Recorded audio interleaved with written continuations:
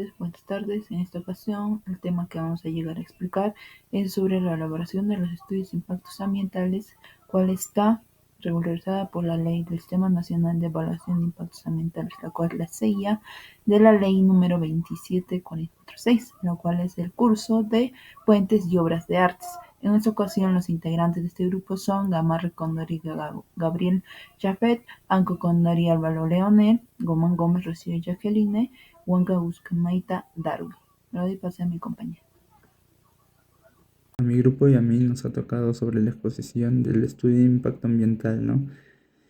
En el manual de puentes, que ya lo revisamos, no profundiza muy bien lo que se debe hacer o los requerimientos que se tienen que seguir para la construcción de un puente.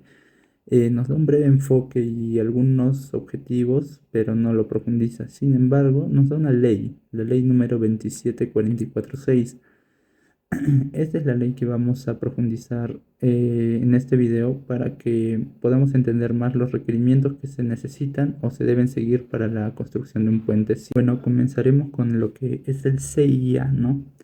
¿Qué es el CIA? Es el Sistema Nacional de Evaluación de Impacto Ambiental. Esta es una herramienta del Estado que evalúa los proyectos que se construyen. En el caso de puentes, se evalúa el impacto que la obra de puente puede generar, como puede ser alteraciones de cauces, de flora, de fauna, ruido, polvo, ocupación de suelos o cosas similares, ¿no? El SEIA lo dirige el MINAM, que da las normas y vigila su cumplimiento.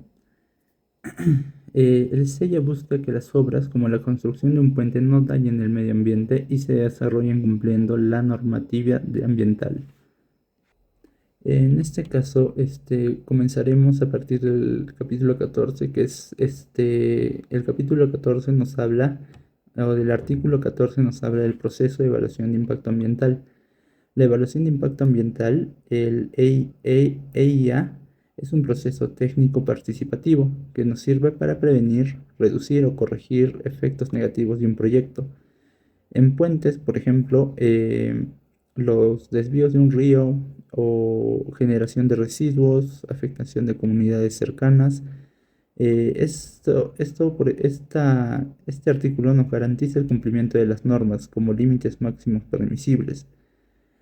Este artículo también indica la evaluación de impacto ambiental asegura que un puente se construye de manera viable sin poner en riesgo la salud o la biodiversidad de la población.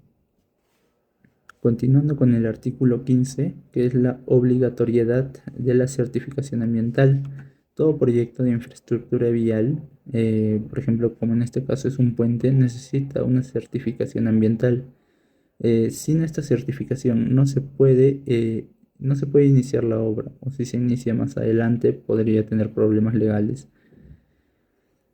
Este artículo nos establece que no se puede empezar un puente sin certificación ambiental porque es la garantía de que el proyecto es viable, ¿no? Continuando con el artículo 16, que son los alcances de la certificación ambiental. La certificación es integral, es decir, valida con todo el proyecto, no puede ser parcial. Asegura la viabilidad ambiental de la obra. Si el puente es especial, por ejemplo, interregional, multimodal o de gran impacto ambiental, como es una obra grande, puede requerir tratamiento excepcional por decretos supremos u ordenanzas. Este artículo aclara que la certificación es un total. Un puente se aprueba o se rechaza en su conjunto, no por partes. Bueno, continuamos con el artículo 17 que nos habla sobre la autoridad competente. La certificación lo dan las autoridades. En este caso, ¿quiénes son las autoridades? Ya si son nacionales o es un puente de gran alcance, o si son regionales o locales, ¿no? Puentes pequeños, menores, dentro de su rango de la municipalidad que le corresponda. El MINAM define la autoridad responsable en caso de conflictos. Si el puente es nacional, la autoridad es de nivel central. Si es local, corresponde a una región o a un municipio. Continuamos con el artículo número 18. Las políticas, planes, programas y proyectos que se someten a evaluación ambiental. Se evalúan todos los proyectos de inversión, ¿no? Ya sean públicos, privados o mixtos que pueden generar impactos negativos. También entran las modificaciones, amplificaciones o traslados de proyectos si se generan nuevos riesgos. Se incluyen políticas y planes públicos con implicaciones ambientales significativas, como reubicación de ciudades. Por ejemplo, si se construye un puente nuevo, se amplía uno existente o se cambia de lugar, el proyecto debe pasar por evaluación de impacto ambiental.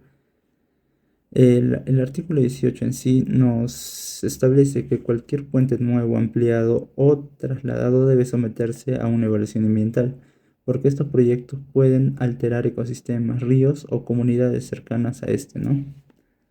Continuando con el artículo 19 que nos dice que es la obligatoriedad del informe ambiental de políticas, planes y programas. Las autoridades que elaboran políticas, planes o programas con impactos ambientales deben hacer una evaluación ambiental estratégica. El resultado se presenta al MINAM, que emite un informe ambiental para orientar las decisiones. Bueno, esto es para aplicarlo en la construcción de un puente. Si un plan regional de infraestructura incluye varios puentes, es un plan que debe tener un informe ambiental previo. Ese artículo 19 nos exige que los planes de infraestructura vial incluyan puentes, tengan una evaluación estratégica para que las decisiones se tomen con criterios ambientales claros desde un inicio. Continuando con los proyectos de inversión del SEIA, que es el artículo 20. El SEIA aplica a proyectos en cualquier etapa: exploración, prospección, construcción o ampliación. Clasifica proyectos de categoría 1 y 2 según el nivel de impacto. Busca minimizar impactos negativos y potenciar los positivos. Los proyectos sujetos al SEIA están en un listado de inclusión, en un anexo, ¿no?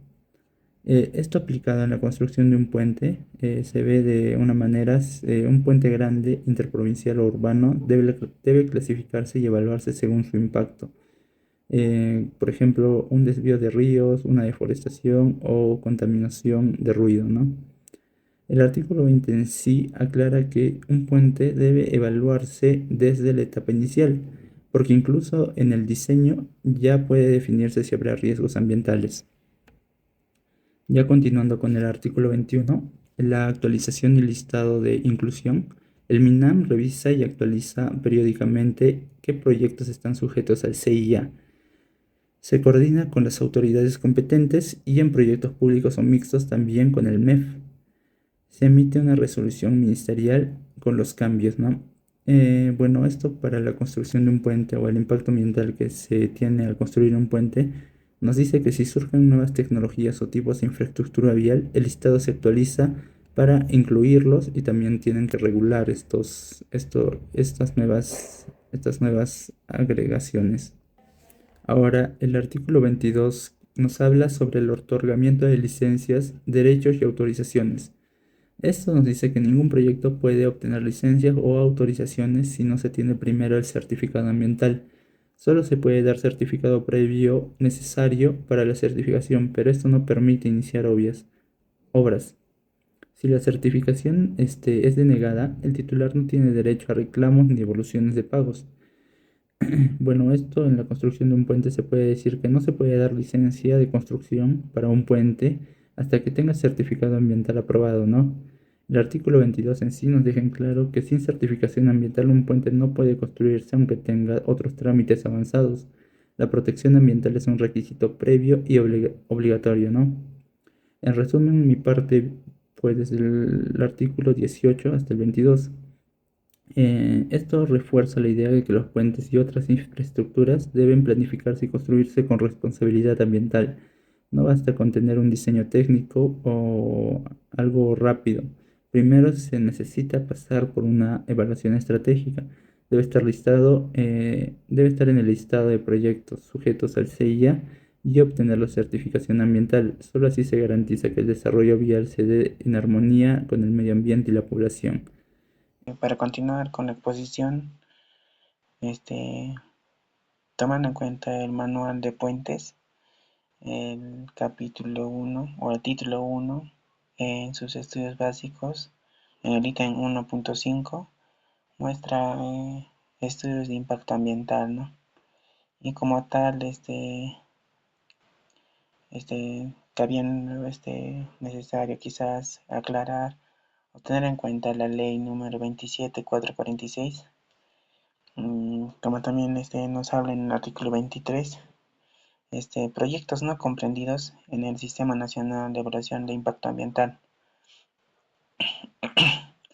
Los proyectos que no están dentro de este Sistema Nacional de Evaluación de Impacto Ambiental igual deben cumplir con todas las normativas ambientales vigentes, tanto para residuos, aguas, emisiones, ruidos, suelos, patrimonio, zonificación, construcción, etc., ¿no? En ausencia de normas, debe basarse en la Ley General del Ambiente o también la Ley de Procedimiento Administrativo General. En el artículo 24, infraestructura dentro del proyecto de inversión, también podemos decir que la infraestructura o instalaciones ubicadas dentro de la concesión, lote o área productiva forma parte del proyecto de inversión principal. Por lo tanto, deben evaluarse en el mismo estudio ambiental del proyecto o de sus modificaciones. En el artículo 25, evaluación, conservación y valoración de patrimonio natural, el MINAM, o sea, el Ministerio del Ambiente, junto con las autoridades competentes, establece los criterios de metodologías obligatorias para evaluar el patrimonio natural, conservar los recursos naturales y la biodiversidad, valorar los servicios ambientales de la nación. Estas metodologías deben aplicarse en los estudios ambientales del sistema de evaluación de impacto ambiental, ¿no? El artículo 26, la valoración económica del impacto ambiental. En los estudios ambientales se debe incluir una valoración económica de los impactos del proyecto.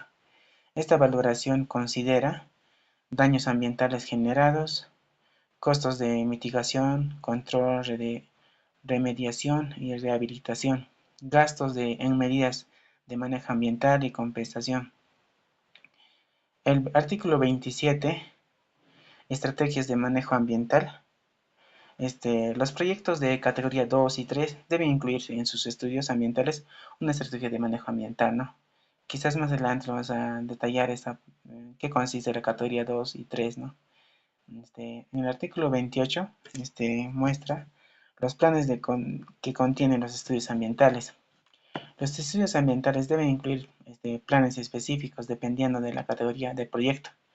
Y aquí están, ¿no? La categoría de categoría 1 debería contener, digamos, el plan de participación ciudadana, medidas de mitigación, plan de, de seguimiento y control, plan de contingencia, plan de cierre y abandono, otros que determinen la autoridad competente, ¿no? En la categoría 2 y 3, además de lo interior, deben incluir planes de manejo ambiental, plan de vigilancia ambiental, plan de relaciones comunitarias. En el artículo 29, medidas de compromisos y obligaciones del titular del proyecto, todas las medidas y compromisos del titular deben estar incluidas en los planes de estudio ambiental aprobados con certificado ambiental, ¿no? En el artículo 30 nos muestra las actualizaciones del estudio ambiental. El estudio ambiental aprobado debe actualizarse cada 5 años desde el inicio de la ejecución del proyecto y luego en periodos sucesivos similares. La actualización debe precisar los componentes que cambian o requieren revisión, las modificaciones en los planes ambientales, manejo, contingencia, cierre, etc., ¿no? En el artículo 31, medidas de cierre o abandono, las autoridades competentes deben exigir planes de cierre o abandono en los proyectos de inversión. Estos planes deben incluir medidas para evitar impactos ambientales y sociales negativos durante el cierre, suspensión o postcierre. Realizar acciones de rehabilitación del área afectada. En el artículo 32 nos dice disposiciones para proyectos de menor escala o particulares.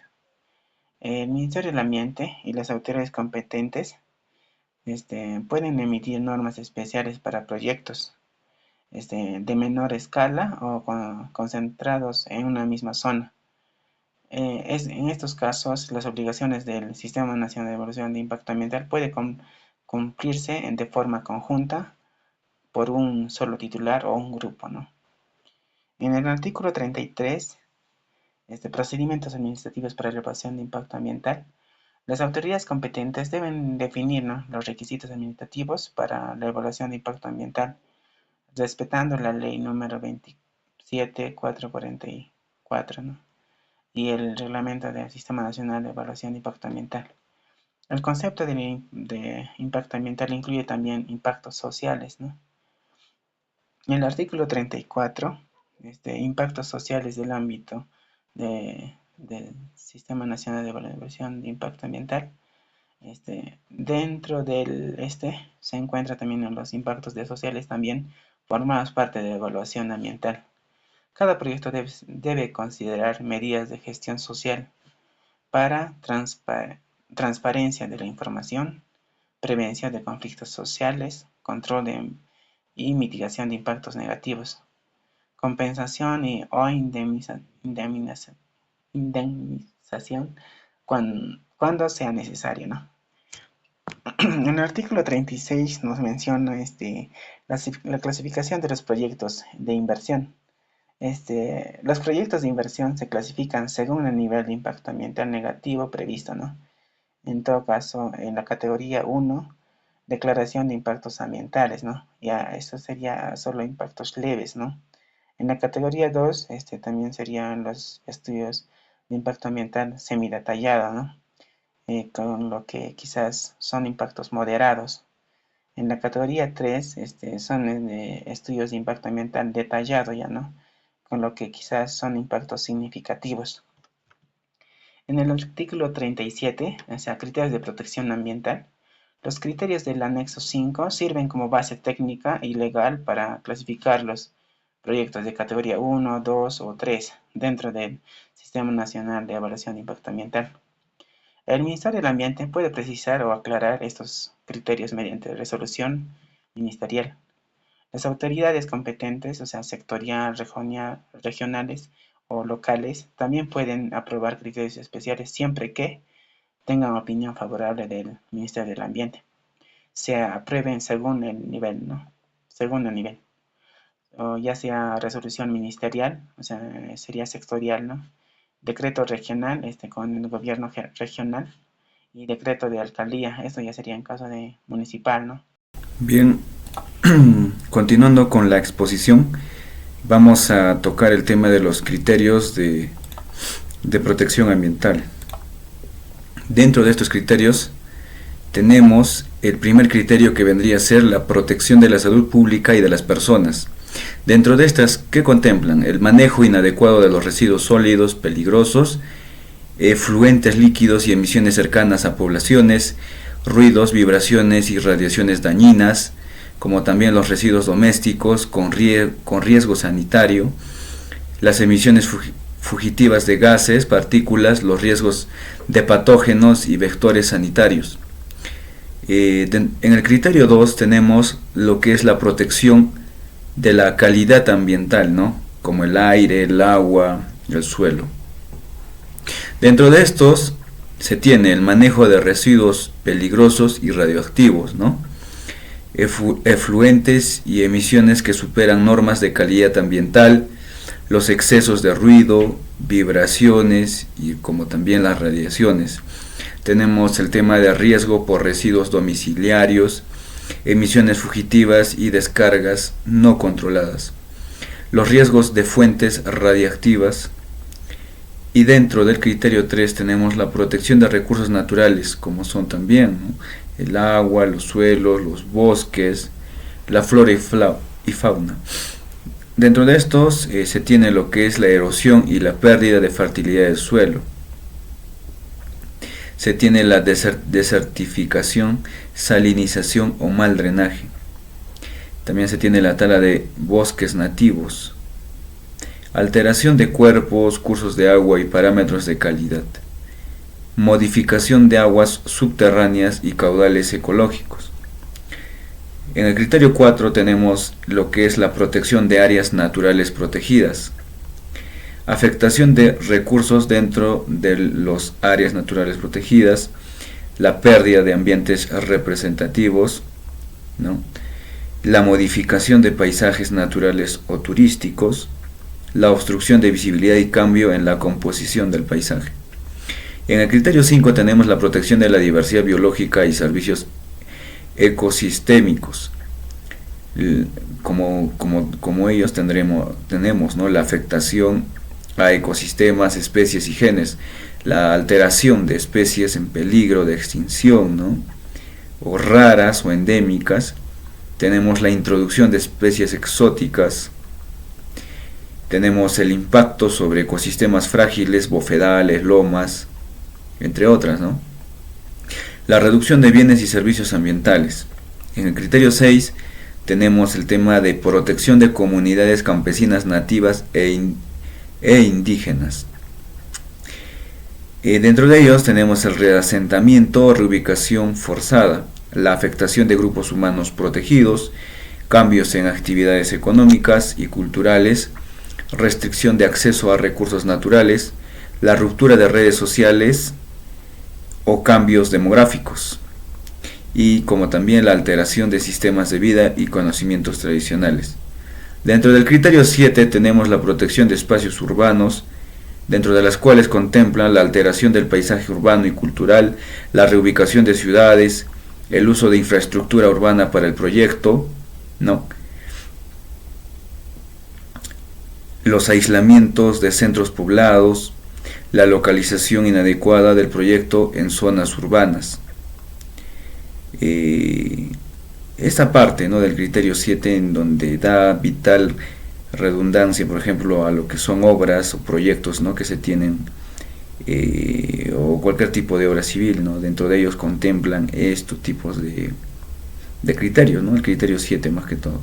Bien, pasamos al criterio 8, que viene protección del patrimonio arqueológico, histórico y cultural, ¿no? Afectación o deterioro de monumentos, zonas típicas y santuarios. Contempla la extracción de elementos de valor arqueológico arquitectónico, también los daños a recursos arqueológicos en general. Dentro de ello tenemos lo que es el artículo 38, en donde nos habla de los procesos de reasentamiento, desplazamiento o reubicación de poblaciones. Los proyectos de inversión que implican, ¿no?, reasentamientos, desplazamientos o reubicaciones de poblaciones serán calificados obligatoriamente o clasificados como categoría 3. ¿Qué implica la categoría?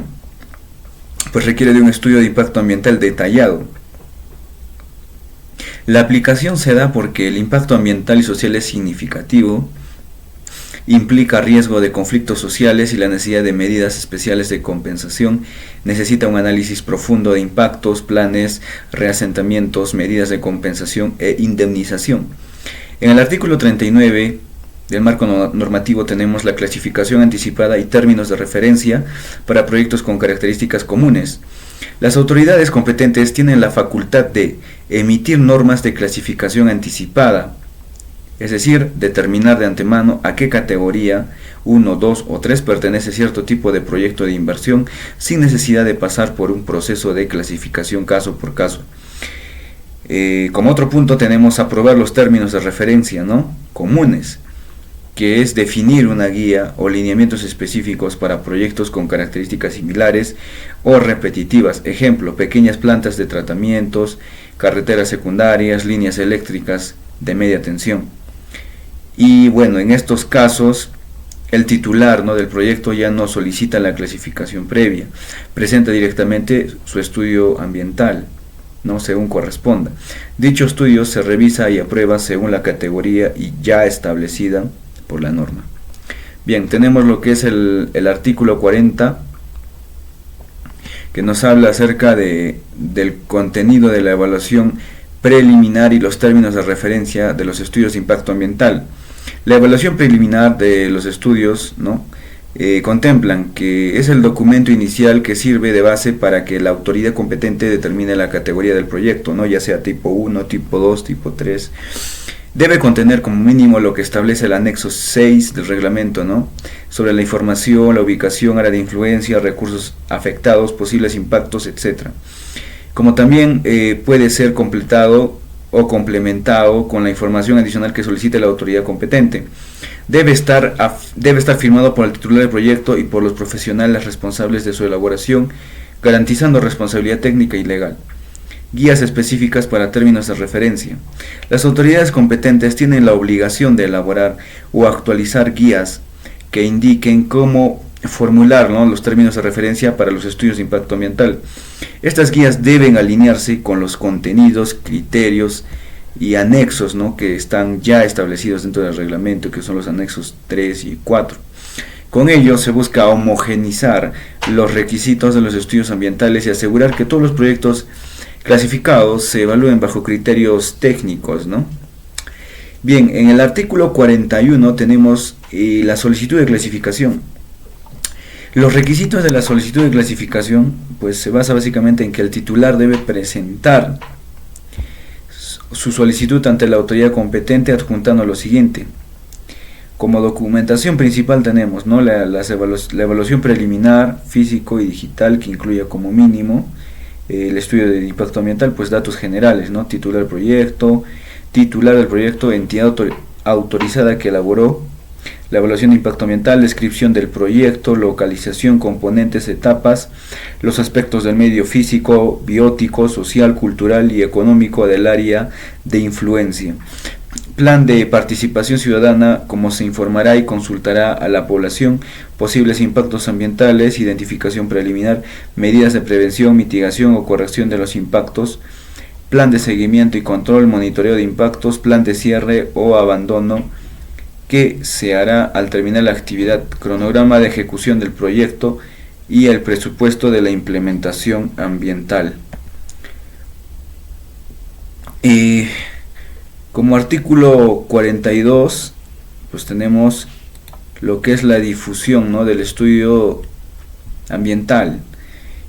Bueno, este procedimiento, tras la admisión a trámite, pues está la difusión obligatoria, ¿no? O sea, la autoridad competente debe de dar a conocer públicamente el contenido de la solicitud de clasificación. Esto asegura la transparencia en el proceso. 2. La participación ciudadana se deben establecer espacios y plazos adecuados, reuniones, talleres, publicaciones, etcétera, para más que todo socializar, ¿no?, para que los interesados, la población, las organizaciones, autoridades locales puedan acceder a la información. 3. Presentación de observaciones.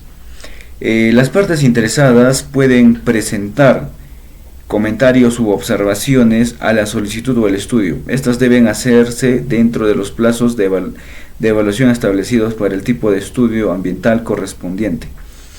Bueno, el artículo 43 de nuestra norma del marco regulatorio se tiene que, bueno, habla de la evaluación para la clasificación. En estos casos, para el plazo de evaluación inicial, se tiene un lapso de 20 días hábiles, ¿no? La autoridad competente tiene 20 días hábiles contados desde el día siguiente de la admisión para revisar el contenido de la solicitud, formular observaciones o requerir información adicional al titular si fuera necesario. La presentación de información adicional, que son dentro de los 10 días hábiles, el titular del proyecto debe responder a las observaciones o entregar la información solicitada dentro de los 10 días hábiles posteriores a la notificación. Puede solicitar una prórroga única de hasta 10 días hábiles adicionales, siempre y cuando, ¿no?, que le pida dentro del plazo inicial. La reclasificación del proyecto. Si la autoridad competente determina que la categoría propuesta 1, 2 o 3 no corresponde a las características reales del proyecto, tiene la facultad de reclasificarlo. En este caso, el titular deberá presentar los términos de referencia del estudio de impacto ambiental correspondiente a la nueva categoría asignada. En el artículo 44 tenemos lo que son las opiniones técnicas. Bueno, dentro de esto la solicitud de opinión técnica, ¿no? La autoridad competente puede pedir opinión técnica a otras entidades si lo considera necesario. Estas opiniones deben ser tomadas en cuenta al momento de emitir la resolución de clasificación. El informe que sustenta la resolución debe explicar qué opiniones se recibieron, cuáles fueron acogidas y, en caso de no acogerlas, justificar las razones. Casos específicos obligatorios en áreas naturales protegidas. Si el proyecto se ubica dentro de un área natural protegida o en zonas de amortiguamiento, la autoridad competente debe de solicitar opinión técnica al CERNAMP. Los términos de referencia, ¿no? Sobre los términos de referencia. Los proyectos relacionados con recursos hídricos se deben solicitar la opinión técnica del ANA en lo que son, el tema de aguas, ¿no? Y verificar también lo que son los términos de referencia.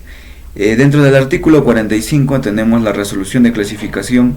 La resolución de clasificación es un paso clave de los estudios, ¿no?, de impacto ambiental, porque define la categoría ambiental del proyecto y los términos de referencia, pero solo en categoría 1 puede otorgar directamente la certificación ambiental. En categorías superiores 2 y 3 solo es una autorización para seguir con el estudio de impacto ambiental. El artículo 46 que trata de la reclasificación. Si el proyecto cambia de forma o la naturaleza tal que sus impactos previstos aumentan o varían de forma importante, debe volver a pasar por la etapa de clasificación para asegurar que la evaluación ambiental sea consistente en su nueva realidad. La siguiente diapositiva. La siguiente diapositiva ya es la elaboración de los estudios de impacto ambiental, en la cual está el artículo 47, lo cual nos dice que es la elaboración de los estudios de impacto ambiental, en la cual nos dice que la elaboración de los estudios de impacto ambiental se debe realizarse con estricta sujetación al marco legal vigente, a los términos referenciales aprobados por la autoridad competente, debiéndose ejecutar y documentar el procedimiento de participación ciudadana que se lleve a cabo, de conformidad con lo aprobado en la etapa de clasificación. De ahí tenemos lo que es el artículo 48, que nos dice que es el requerimiento técnico sobre el proyecto de inversión, en la cual nos dice que la elaboración de impacto ambiental debe ser elaborado bajo una base de proyecto de inversión diseñado a un nivel de factibilidad para que la autoridad competente no admitirá a evaluación un estudio de impacto ambiental, se cumplirá esta condición. De ahí tenemos lo que es el artículo 49, en la cual nos indica cuál es el contenido que debe tener un estudio de impacto ambiental, en la cual se divide en dos: las referencias legales general, la otra que es la determinación del contenido específico del estudio de impactos ambiental. En la parte de lo que es la referencia legal general, nos indica que se mantiene lo dispuesto en el artículo 10 de la ley CIA, la cual están los términos referenciales generales de los anexos 3 y 4, según el reglamento. De ahí nos vamos a lo que es la determinación del contenido específico del estudio de impacto ambiental, las cuales están las normas emitidas por las autoridades sectoriales, regionales o también locales. También están los que hay factores como la magnitud del proyecto, en la cual está en pequeña, mediana a gran importancia. La segunda, que es la complejidad técnica, la cual son las tecnologías empleadas en el proceso. También el último tenemos lo que es las características peculiares, en la cual están la ubicación, los ecosistemas, las accesibles, población y los involucrados, entre otros. Pasamos a la siguiente. Tenemos lo que es en el artículo 50, que nos indica que es la suscripción de los estudios ambientales, en la cual que nos indica los estudios ambientales, anexos y demás documentos complementarios deben estar suscritos por el titular o también puede ser por los profesionales responsables que han llegado a elaborar el mismo estudio de impacto ambiental. Los representantes de la consultoría a cargo de su elaboración. Todo documento debe presentarse por el marco del CIA. Tiene el carácter de declaración jurídica para todos sus efectos legales, por lo que el titular, los representantes de la consultoría que la elaboró y los demás profesionales que lo suscribieron son responsables para la veracidad de su contenido.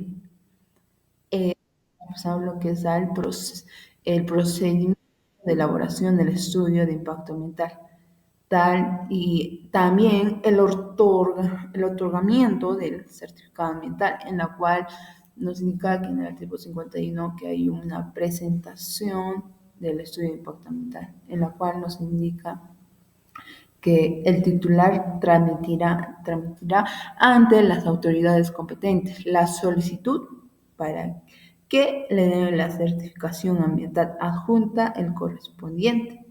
La autoridad competente establecerá los requisitos para el procedimiento administrativo teniendo en cuenta la disposición de la ley en el presente reglamento y los requerimientos mínimos que deben presentarse.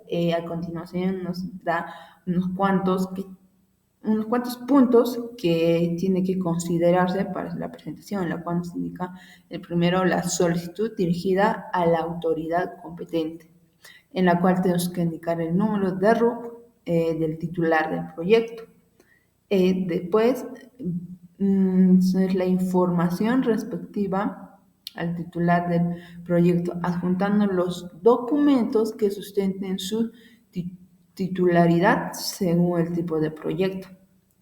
También tenemos lo que es el recibido del pago por derecho de trámite, de acuerdo al texto único de procedimientos administrativos, lo que sería el TUPA, de la autoridad competente según corresponde, entre otros que determinan las autoridades competentes en base a la clasificación y naturaleza del proyecto u otros aspectos relevantes. Indica que la unidad de trámite documentaria, la cual es la mesa de partes, verificará que cumplan los requerimientos administrativos respectivos, debiendo formular las observaciones lo que hubiera lugar. Pasamos a la siguiente diapositiva. La siguiente nos indica el artículo 52 a los plazos, en la cual nos indica que el estudio de impacto ambiental semi-detallado tiene un máximo de 90 días hábiles, en las cuales son 40 días de revisión, 30 de subsanación y 20 de resolución. En lo que es el estudio de impacto ambiental detallado, hay máximo 120 días hábiles, total 70 de evaluación, 30 de subsanación y 20 de resolución. También se puede ampliar 20 días hábiles adicionales solo una vez, si hay razones sustentables.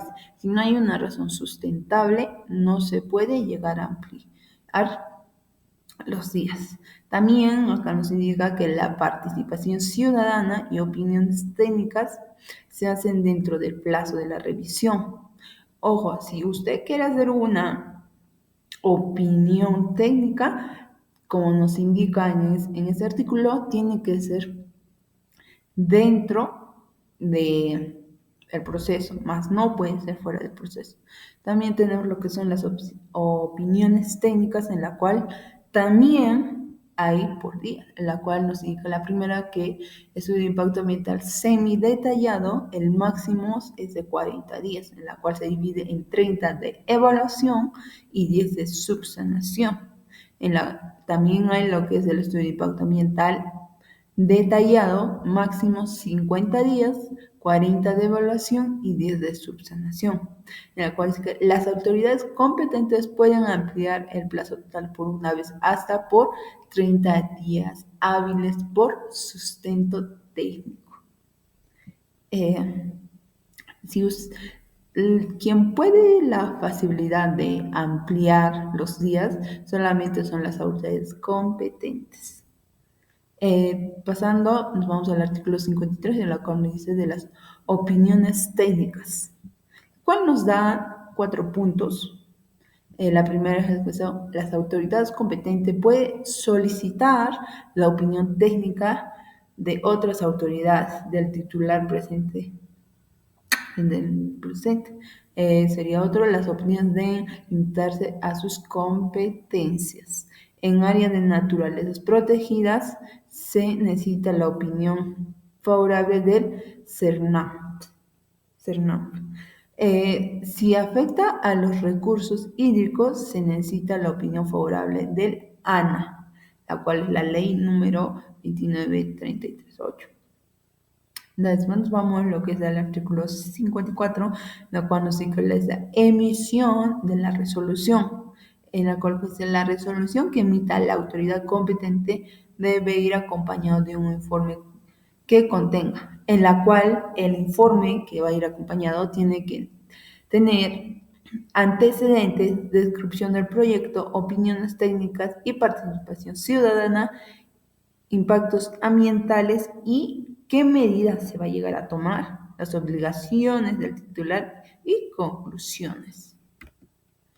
De ahí pasamos lo que es el artículo 55, la resolución aprobada. Aprueba el estudio de impacto ambiental y constituye la certificación ambiental. También permite al titular gestionar otros permisos. También otro punto dice que obliga al cumplimiento del estudio de impacto ambiental bajo sanción o cancelación. Otro que dice que no exige de responsabilidades legales adicionales. Son 4 puntos que, más que todo, en las cuales nos explica sobre la resolución aprobada, ¿no? En las cuales también nos indica que hay sanciones o también se puede llegar a cancelar. En el artículo 56, la resolución desaprobatoria, la cual nos dice que si como resultado de la revisión y evaluación del expediente administrativo del estudio de impacto ambiental se advirtiera que el estudio de impacto ambiental no se ha considerado los términos de referencia aprobados o que los potenciales impactos ambientales negativos derivados del proyecto podrían tener efectos no aceptables u otros aspectos relevantes que se identifique. La autoridad competente debe emitir una resolución desaprobatoria que será notificar al titular. Pasando eso, tenemos lo que es el artículo 57, la cual es el inicio de las actividades y pérdida de la certificación ambiental, en la cual se divide en 3 puntos. La primera sería el titular debe informar el inicio de la obra dentro de 30 días hábiles. ¿Qué quiere decir? Que el titular, si no llega a informar el inicio de obra dentro de los 30 días hábiles, se le puede quitar la certificación que se le ha brindado. También tenemos lo que es la certificación vence si no se inician las obras en 3 años o prorrogables a 2 años más. ¿Qué nos diga acá? Que si no hay una iniciación una vez que te dieron la certificación y tú no iniciaste la obra durante 3 años, te pueden llegar normal a quitar la certificación. Tenemos otro que dice, si vence, se debe presentar un nuevo estudio actualizado. También tenemos lo que es en el artículo 58, la modificación y suspensión y cancelación de la certificación ambiental, lo que significa que las autoridades competentes deberán aprobar las normas que regulan las condiciones y procedimientos para la modificación y suspensión y cancelación de la certificación ambiental. En el artículo 59 tenemos los recursos impugnativos, la cual es que las resoluciones que aprobaron o denieguen la certificación son susceptibles de impugnación en la vía administrativa de acuerdo con la prevista en la ley. En el artículo 60, por último, tenemos lo que es el sistema electoral para el registro de información, cual el MINAM, en coordinación con los competentes que conforman el CIA, establecerá un sistema electrónico para el registro de información del CIA. Bueno, espero que les haya sido de su agrado. Este sería todo. Gracias.